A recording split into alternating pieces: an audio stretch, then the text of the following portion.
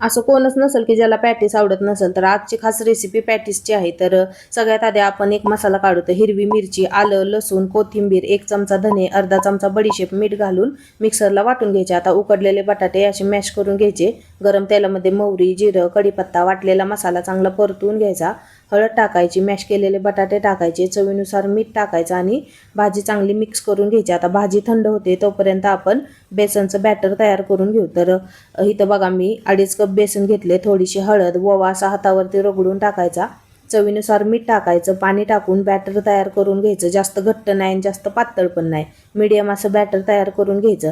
आता 2 ब्रेड घ्यायचे, एका ब्रेडवरती भाजी लावायची, दुसरा ब्रेड ठेवून जरा प्रेस करून घ्यायचं. आता चाकूनं कापून घ्यायचं, बॅटरमध्ये टाकायचं आणि मध्यम गरम तेलावरती पॅटीस आपले तळून घ्यायचे. तर हिरव्या चटणीची रेसिपी पाहिजे असेल तर कमेंटमध्ये चटणी असेल लिहा.